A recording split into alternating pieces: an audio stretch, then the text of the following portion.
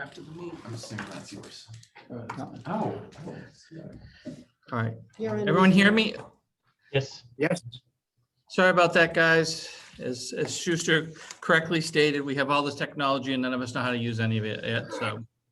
I came in, I had no Wi-Fi, even though it was supposed to be hardwired. What are you gonna do? But we'll all figure it out.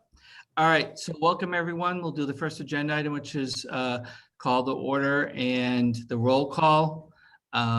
Actually, but before that, as Charlie reminds me, I have to read the accessibility statements and other statements. So let me do that first. This meeting is accessible to people with disabilities. Microphones and telephones will be used by all speakers. If you would like these accommodations, please contact Mary Waldron at 508-583-1833, extension 202. The notice, wait, Charlie went too fast now. The notice of non-discrimination rights and protections to beneficiaries with regard to the federal Title VI non-discrimination protections and the state non-discrimination protections is included on this meeting's agenda.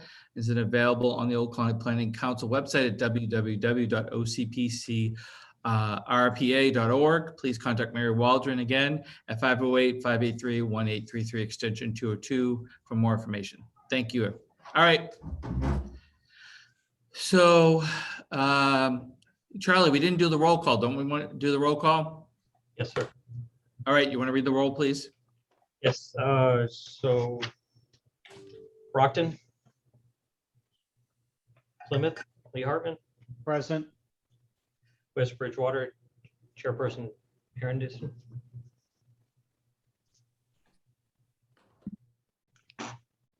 I'm sorry, did you say West Bridgewater? Mary Anderson. Bridgewater. Yep. Whitman, Vice Chair Dan Salvucci, Here. Brockton Area Transit Mike Lambert, Here. Old Colony Planning Council Mary Waldron, Here. MassDOT Steve Wolfle, Here on behalf of Secretary and CEO of MassDOT, Jamie Tesler. MassDOT District 5 Pam Hausner. Present, representing Administrator Jonathan Gulliver. Thank you all. We have a quorum present. All right. Welcome, everyone. So I believe the agenda item 2 is public comment, correct? Charlie, yep. Are there any members of the public who would like to address the MPO today? I don't see any. So we'll move on to the next agenda item, which is agenda item 3, which were the minutes from the June 15th MPO meeting that we had. Can I get a motion, a second to approve the minutes, please? So I'll moved. motion. Okay, I'll second. You beat me. Who was first, just so Mary gets it? Mary Anderson, West Bridgewater. Okay, that's what I thought. All right, any questions on the minutes? Any comments? All right, seeing none. Charlie, can you read the roll, please? Yes, Brockton, Plymouth Lee Hartman, Accept. West Bridgewater Meredith Anderson, Accept. Whitman Danielle Salvucci, Yes. Brockton Area Transit Mike Lambert, Yes. Old Colony Planning Council Mary Waldron, Yes. MassDOT Steve Wolfle, Yes. MassDOT Pam Hausner. Yes. Motion passes. All right, thank you for that, everyone. So we'll move on to the next agenda item, which is the Brockton Area Transit Authority report, which is agenda item 4. Go ahead, Michael. Thank you, Chair.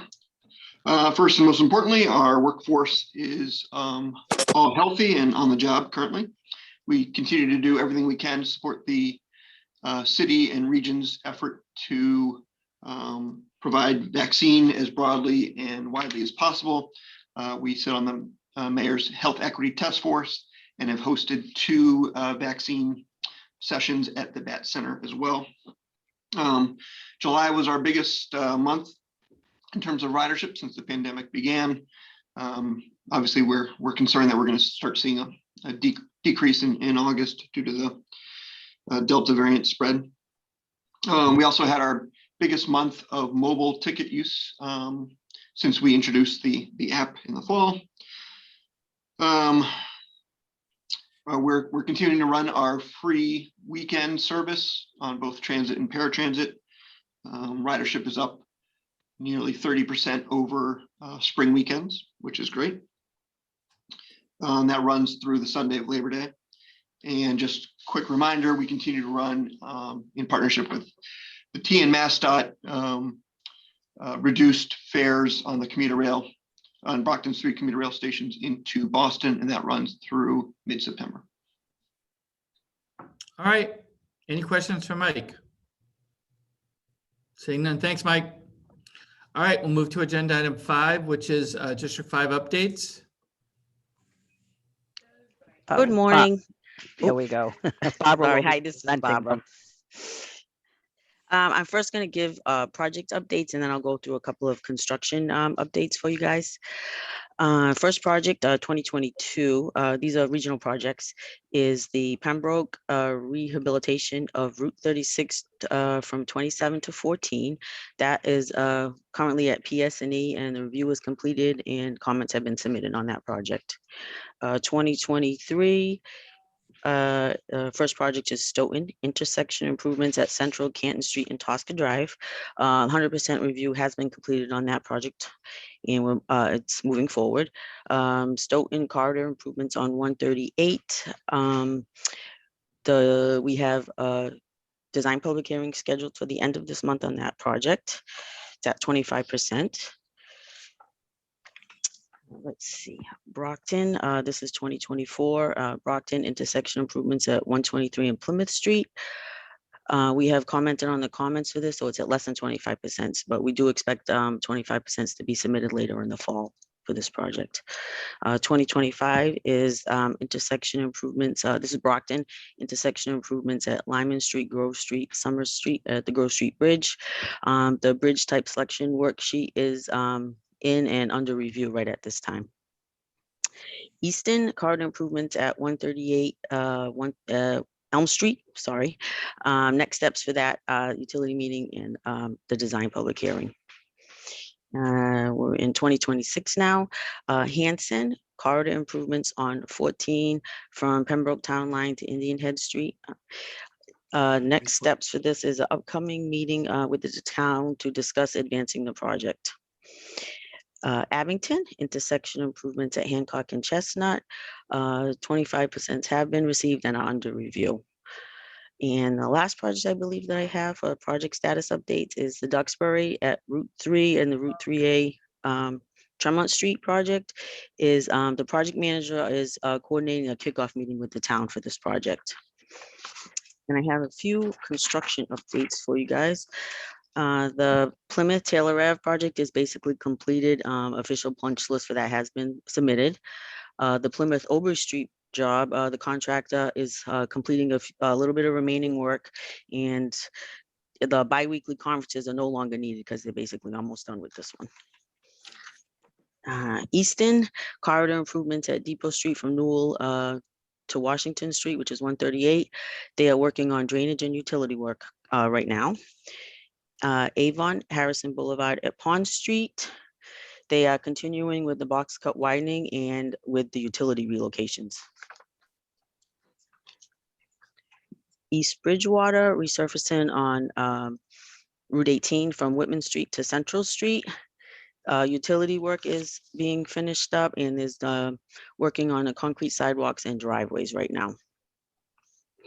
The Whitman Route 14 and 18 and the 18 and 27 project is basically complete. The project is at full use.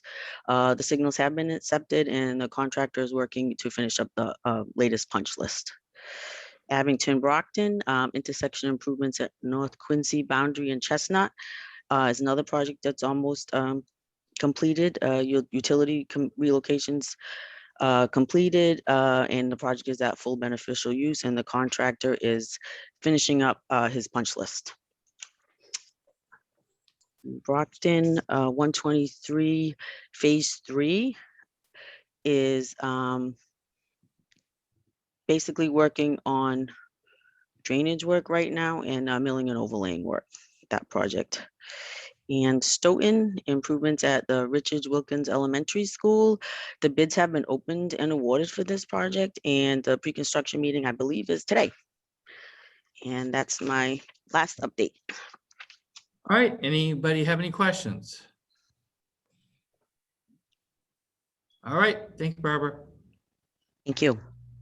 All right, on to agenda item 6, which is federal fiscal year 2021 to 2025 tip amendment or adjustment. Do we have anything today? No, so we did not. Okay, so we're on to agenda item 7, which is federal fiscal year 2021 Old Colony Unified Planning Work Program Budget Reallocation 2. Go ahead, Charlie. Thank you, Mr. Chair. So before the MPO today is budget reallocation number 2. And within this budget reallocation, we're making some minor adjustments to the budgets to 4 tasks, increasing upwards. And we have that on your screen now. We're going to scroll through. Shaded in the red color is where budget is decreasing. So the first task where there's a decrease is Title VI and Environmental Justice. We're proposing to decrease this budget by 5,000. Next 2 items on the screen shaded in green is we're proposing to increase both task budgets by $5,000.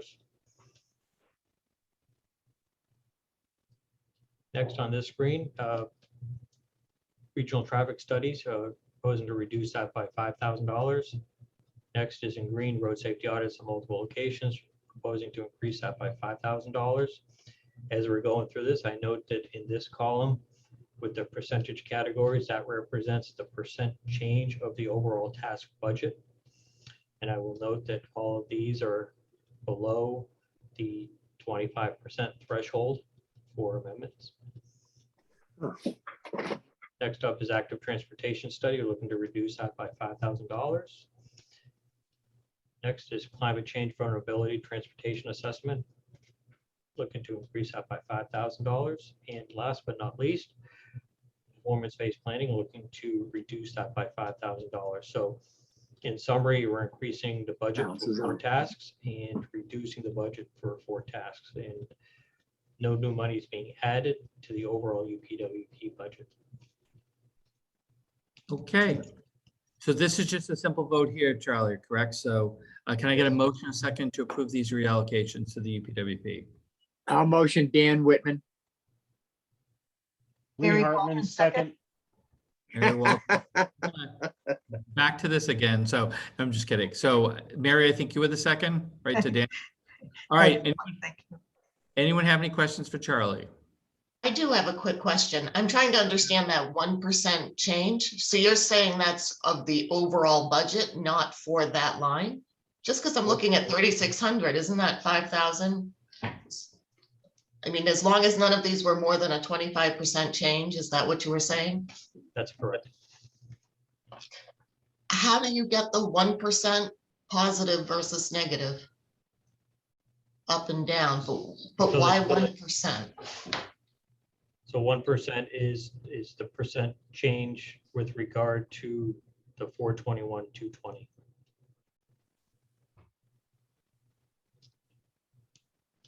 Isn't that over 1%? Oh, I see what you're saying. Okay. All right, thank you. Rounding involved. It's not within the individual line item. The threshold that we look at is this overall grouping of projects. See, it says element 3,000, so the percent change of the total of 421, 220, not in of itself. And 1% reflects 4,200. Okay, I got you. Yep. Sorry, I should have taken my CPA hat off. That's okay, Mary. Any other questions for Charlie? Seeing none, Charlie, you want to read the roll, please? Yes, Plymouth, Lee Hartman, Accept. West Bridgewater, Meredith Anderson, Yes, Whitman, Daniel Salvucci, Accept. Brockton Area Transit, Mike Lambert, Old Colony Planning Council, Mary Waldron, Accept. MassDOT Steve Vogel, Yes. MassDOT Pam Hafner. Yes. Motion carries. Thank you. Thanks, Charlie. Thank you, everyone, for that. So on to agenda item 8, which is the draft Old Colony Public Participation Plan, public comments and potential endorsement. Charlie, who's going to do that for you? I will take this one. If we could just let 2 of the attendees in as panelists, please. I can't do that. Sorry. Yeah, I've been trying. I've been trying as well. It hasn't been working.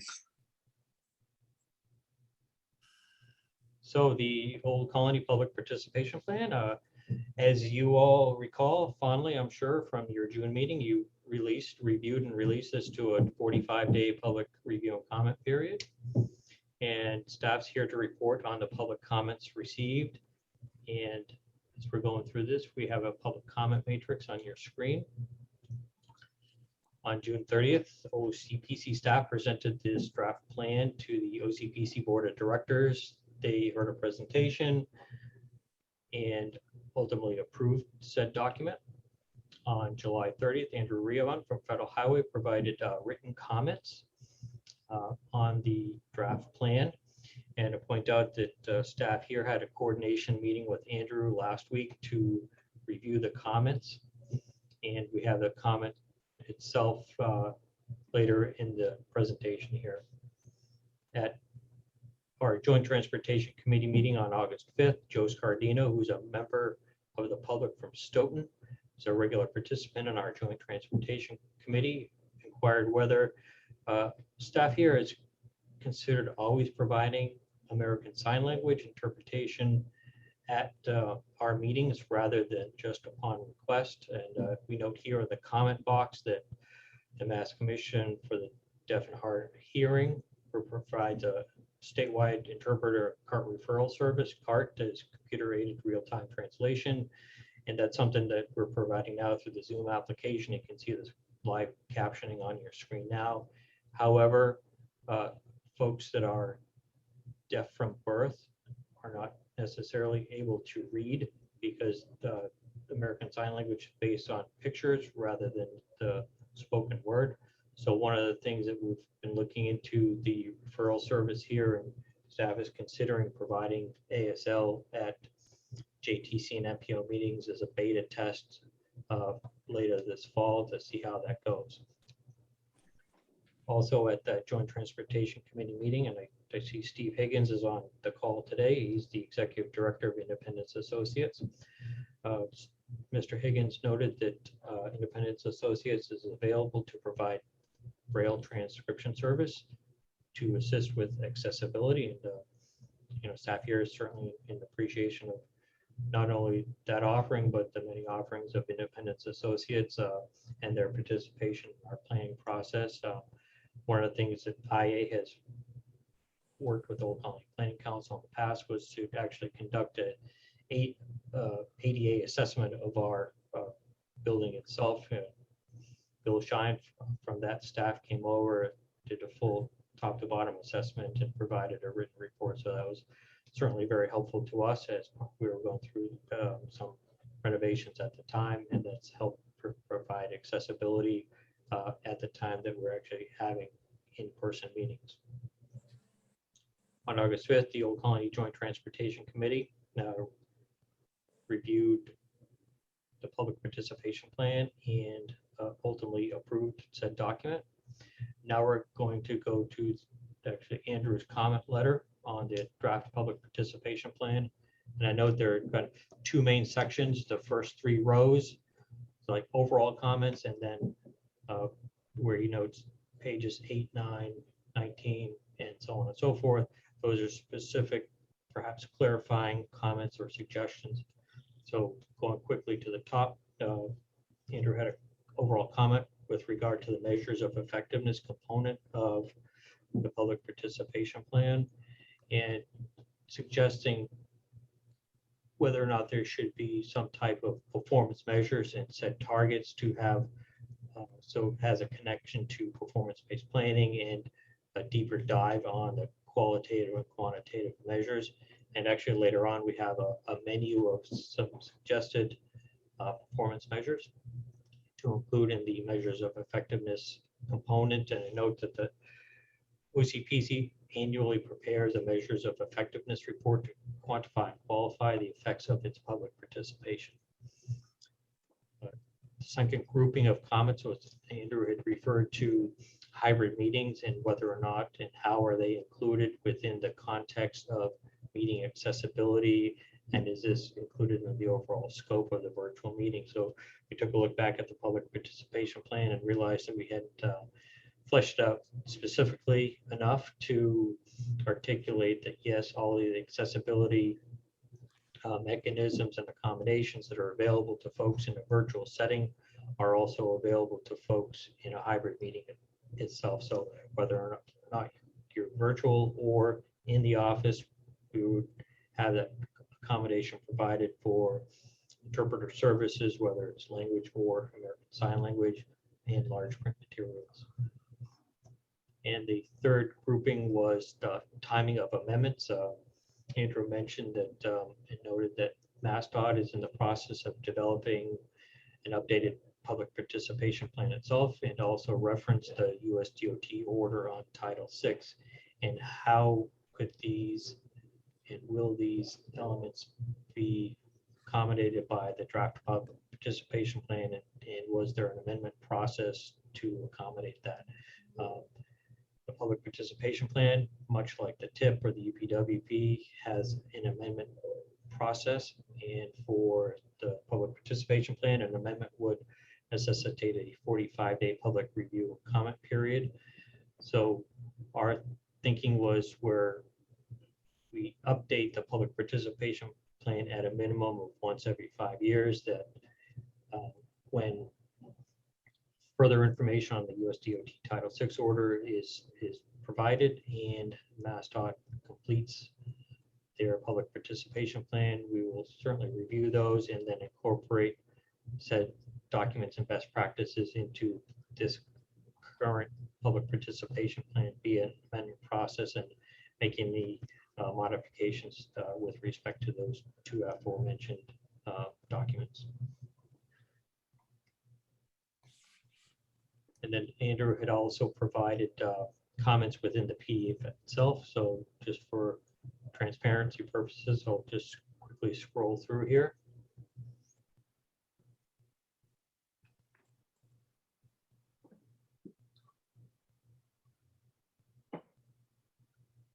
And speaking of performance measures, staff has worked since a comment letter came in and identified some potential performance measures that would be included in the actual measures of effectiveness report and the public participation plan itself. Something we haven't worked on yet was setting the specific targets. We're going to do a data look back of about 5 years, so it's a data informed process. But we have 3 main groupings of performance measures. The first 2 are on your screen. The first being outreach, the second being participation. So under outreach, we're thinking that the number and types of events and meetings held would be documented. And then also we would track the number of announcements and documents distributed to the public and have benchmarks for these events. And under participation, something we already track is the number of MPO meetings, number of JTC meetings.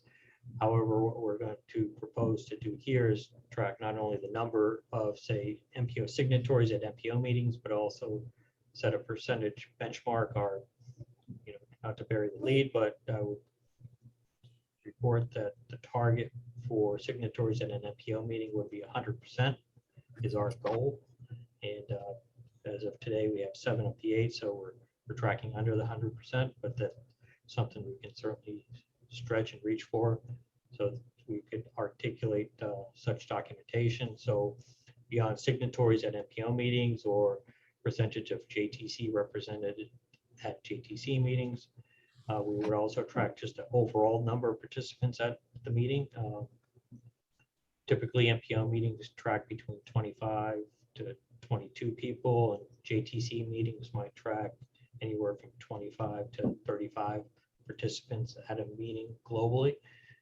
What we thought it was also important is we conduct our outreach and seek to engage additional parties in our planning process, was to track the number of organizations represented at each meeting. Such as today, we have a representative from Mass Development, Independence Associates, and I believe someone from C. Plymouth is here, Leah Filson. So that we feel that's very important, is to have agency engagement in our planning process. And then also to have tracking the number and presence of public officials at the meeting. And would be not including the elected officials as MPO signatories. And then the last two bullets would be two important tracking items that we include on the agendas is meeting and events accessible to people with disabilities and those with limited proficiency, and then also whether or not accessibility accommodations and language services were provided free of charge upon request. So we would track if, for example, if somebody requested a Spanish translator and were we able to accommodate that or not able to accommodate. So we would have to be tracking those numbers of our success rate in providing those services. And then moving on to section 3 is responses. Okay, so we had public comments. So we would track the number of comments received, whether or not positive or negative, and then also track the mode of receipt. Was it delivered via paper mail, email, dropped off in person, etc., and track whether it was a positive or negative comment. We'd also track responses to website hits as we post draft documents on our website, refer back to that via newsletter. One of the things we're looking to set up is an online comment portal tool where somebody could provide comments directly via the website. We figure that make it easy for public participants so they wouldn't have to engage in a multi-step process to provide comments. And then last but not least, in section 3 was average response time to inquiries. For example, if a member of the public had a question about a draft tip project or UPWP with long range plan, we want to minimize the amount of time it takes staff to respond to public comments, and to our regional partners at Brockton Transit. They've been very responsive in the past to customer comments. So we would set a benchmark to respond by close of business, and if close of business was not possible, we would propose to say within 24 hours. And not a performance measure per se, but one of the things that staff had talked about in-house was post-engagement considerations, and noting the difference between outputs and outcomes. Outputs being how many people attended the meeting or commented during given participation activity or event. But more overarching is outcomes, is how did that participation or comment actually affect a project or program. And that's something that we're particularly interested in. We've seen, I've been on webinars where, more recently it was an APA webinar about how this city of Charlotte had done this robust public outreach for, their planning efforts. And they said, well, wow, we got 5,000 comments. But the question I had in the back of my mind was like, okay, so you got 5,000 comments, but how did that actually affect the plan that they were developing? That's something that can be like calibration along the way, or could be a mix of projects or additional transit lines or schedule adjustments that perhaps staff hadn't thought about. But that's something that we'd like to take to heart as we're doing the outreach. It's not just tracking, how many comments did we get, but how did that participation actually affect the outcome of the projects within reasonableness. And something with the tip we had discussed was we might get comments saying, hey, this project in and out year of the tip is a great project. However, their comment will be it should be done sooner, but perhaps the reality with regard to project readiness is the fact that if it's in year 5 and it's only at pre-25% design, there's no reasonable expectation that that project would be ready to go in year 1 if the MPO put that project or program that project in year 1. So I think there were some readiness considerations with regard to the tip.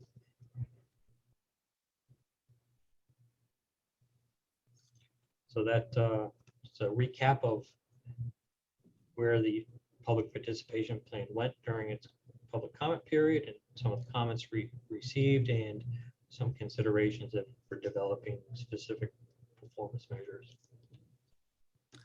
All right, Charlie, thanks for that. So can I get a motion and a second to approve the public participation plan? Then I'll open up to comments. So moved. I'll second Dan Salvucci. All right, anyone have any questions for Charlie? Seeing none. Charlie, you want to read the roll, please? Yes, Plymouth Lee Hartman, Accept. West Bridgewater Meredith Anderson, Accept. Whitman Danielle Salvucci, Yes. Brockton Area Transit Mike Lambert, Yes. Old Colony Planning Council Mary Waldron, Yes, and great job, team.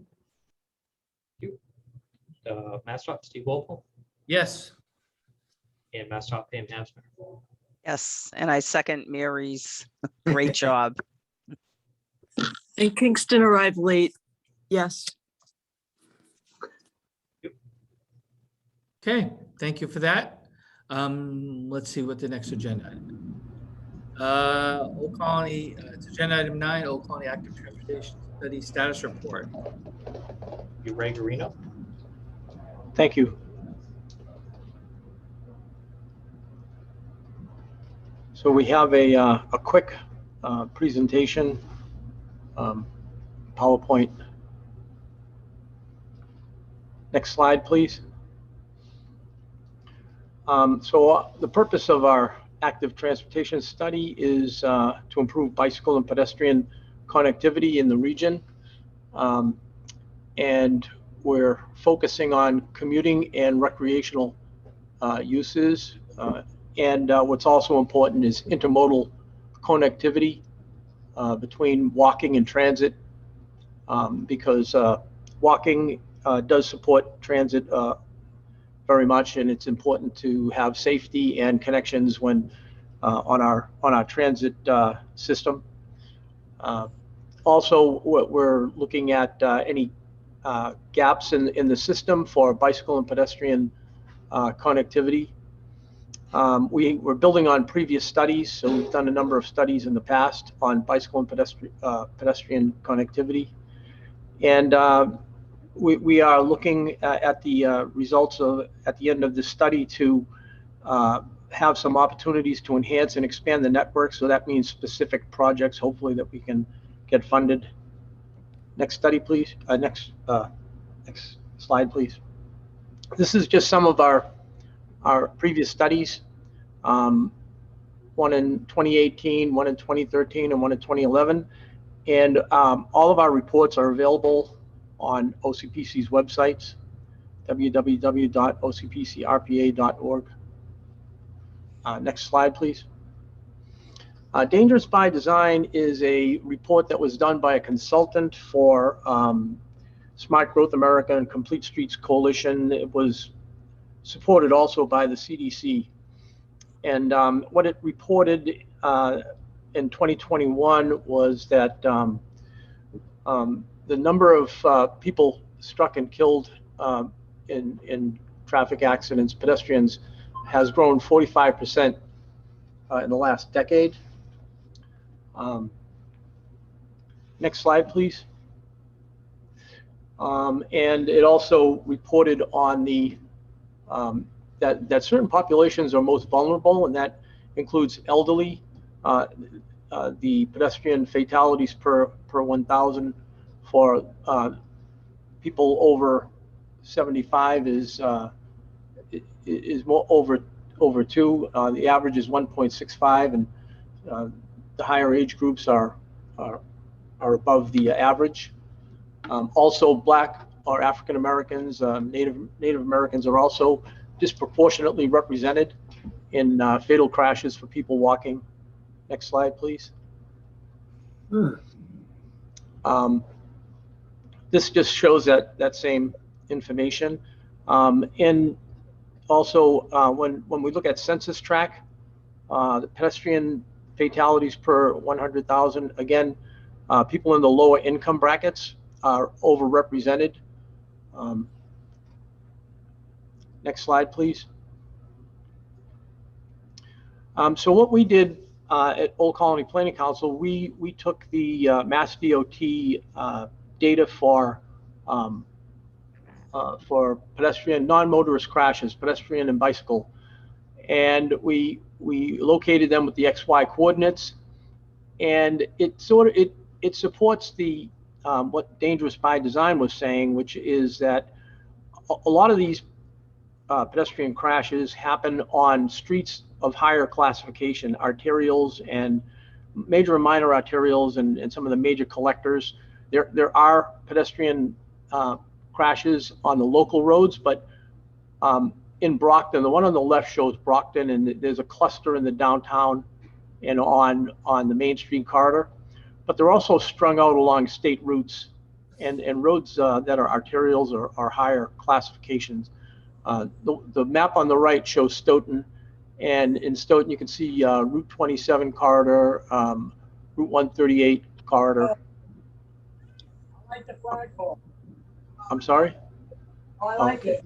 Where's all that wind from? Take it down. The next slide shows Belmont Street, and this is what Dangerous by Design was talking about. We know the factors responsible for pedestrian crashes. Belmont Street, which is Route 123, this is Belmont at West Street, and there are no crosswalks or pedestrian buttons. This was taken a while ago, and you can see the pedestrians trying to cross the street here. So the roads of higher classification, like arterials, are designed for vehicles, for speeds, and for through movements. But the priorities for pedestrians are usually secondary. Next, please. So this is also that same intersection. And so that's all that's wrong with that intersection is going to be corrected. We have this project, improvements on Route 123 TIP project. It includes pedestrian actuated signals as well as crosswalks to improve that situation for pedestrians.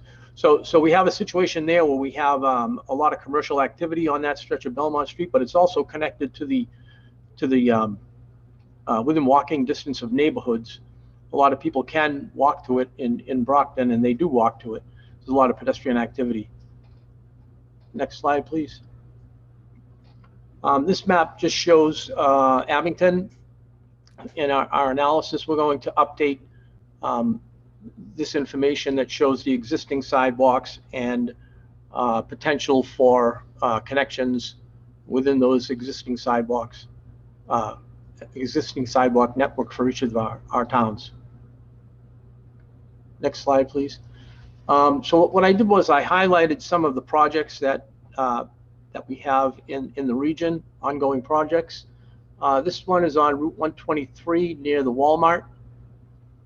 And again, we have Mill Street, we have houses on Mill Street, and then we have a Walmart, and also across the street from the Walmart, there's some commercial development. And those pictures on the left show people that shows a person walking along the north side of Route 123, and the picture below shows the path in the along the side of the road.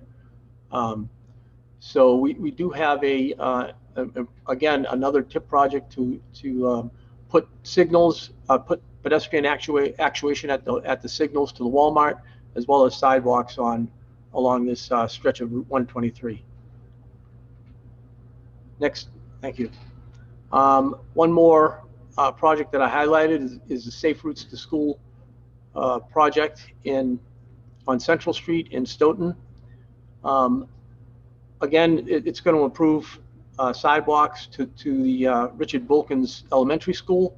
And what was important here was that, as well as the need to improve the curbing along the sidewalks and fill in the gaps in the sidewalk system, was that some of the when parents were dropping off their students or picking up their students, the queue was out onto Central Street. So with changes internally, get that queue off of Central Street, as well as improve the sidewalks and the crossings for the school, and also widening to accommodate bicycles. Next, please.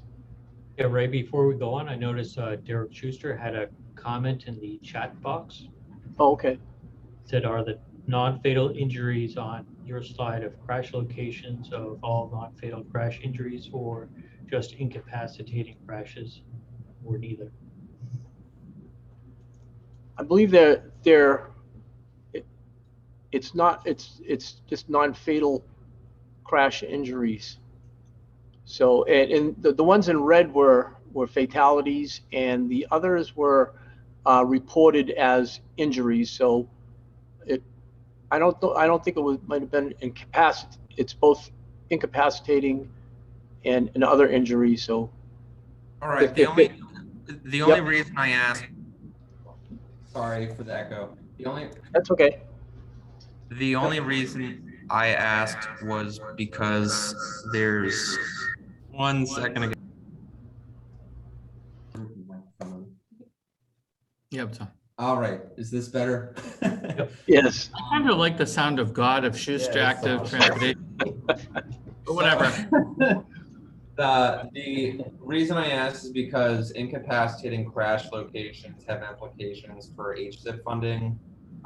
So when we're mapping this data or trying to determine the severity of crashes at locations, it's good for future research just to differentiate not only fatal versus non-fatal, but also incapacitating injuries locations versus all crash locations. Just, Right. For future research and stuff. Right. What we did was we just took, if it was an injury, reported as an injury on Mass DOT's website, then we had it as an injury. So it's they're all injuries. All of those that were reported were injuries. So next slide, please. Bicycle level of service. So our report includes the bicycle level of service, and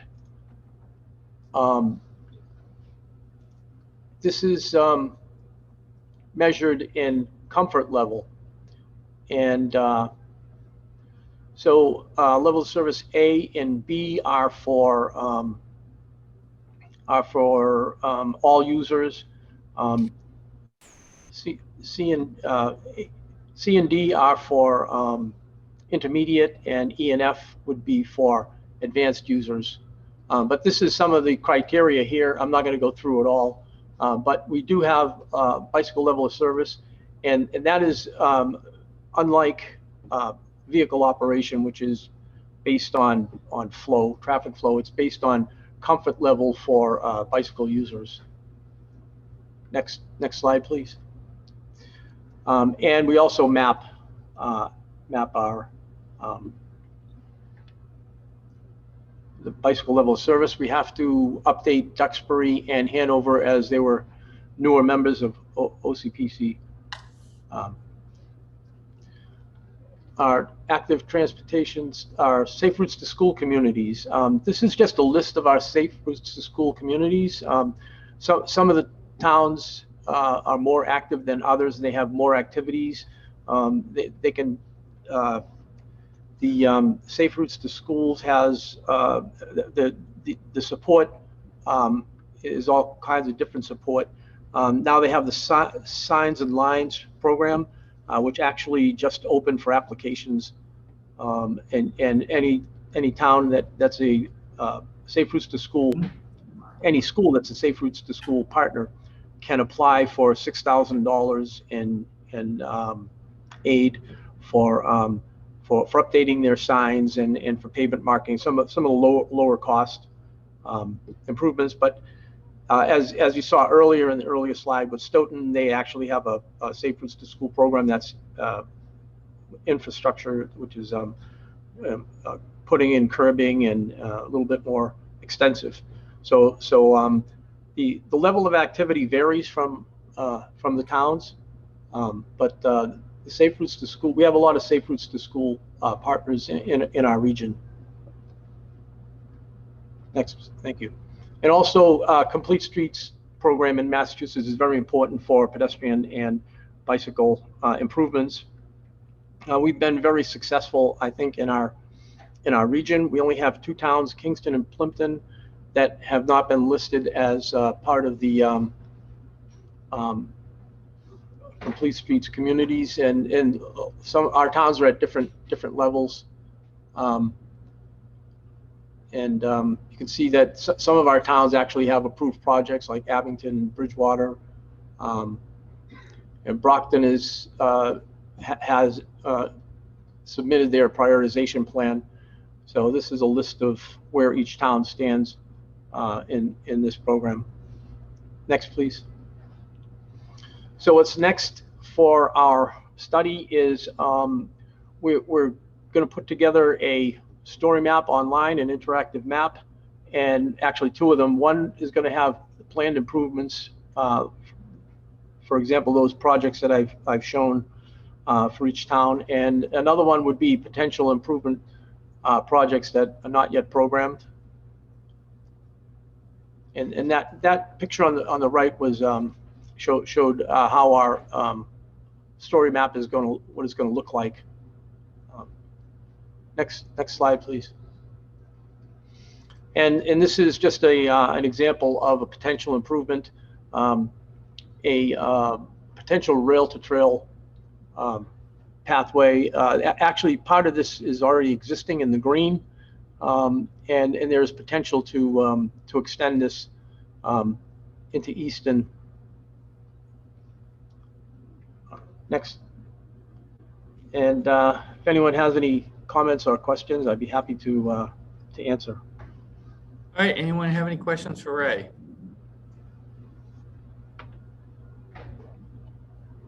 All right, I don't see any. Thank you, Ray. You're welcome. Wait, Pam has one? I had a couple of comments. I thought you did a great job with this study, Old Colony, and Ray presenting it and preparing the study.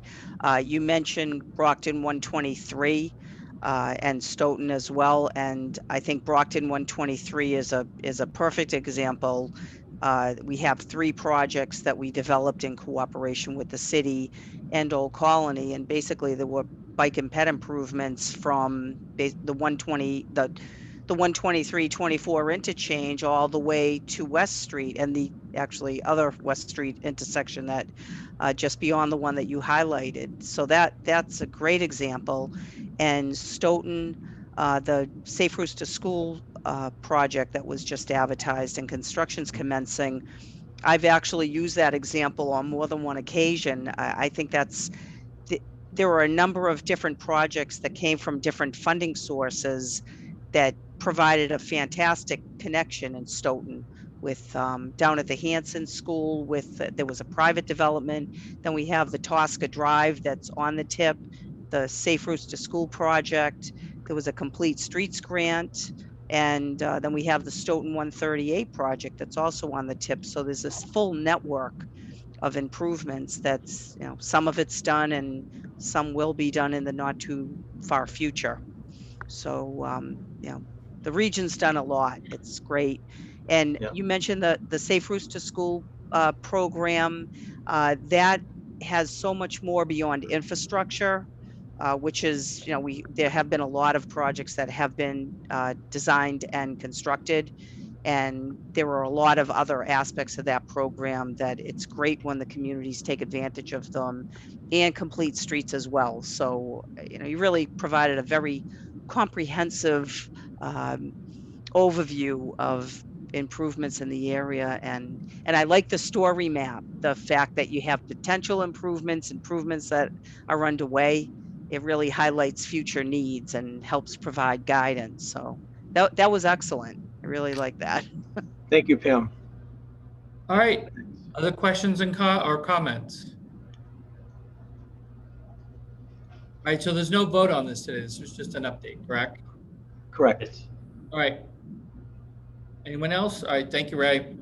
You're All welcome. right, we're on to agenda item 10, which is administrative matters. The next 2 meetings of the MPO are September 21st and October 19th at the same time, continue to be virtual. Charlie, you want to add anything to that, or? Well, Mr. Chairman, other than the dates of the potential upcoming virtual meetings, I'd like to relay some information with regard to some of that was participant in the MPO planning process for many years, Eldon Marrera, former West Bridgewater Board of Selectmen, just want to note that his wife Madeline had passed away earlier this week, and just ask for a moment of silence from the MPO.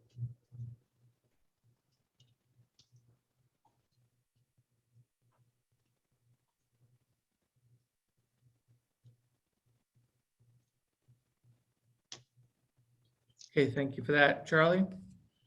And just item number 2, I don't see Ben on the list, but just wanted to recognize and thank Ben Muller for, gosh, almost 3 years of MPO liaison with Old Colony, and just if you could relay to Ben, I know Derek Cravat has the message boards, and several staff members have provided notes to Ben, but just publicly like to thank Ben Muller for almost 3 years of excellent guidance, support, helping hand up when we needed one, a stern taskmaster when we needed that too, but always a gentleman and a scholar. And I think Ben's perspective from other geographies throughout the US was certainly an asset to his regional planning skills, and we wish him well at MassDOT District 6.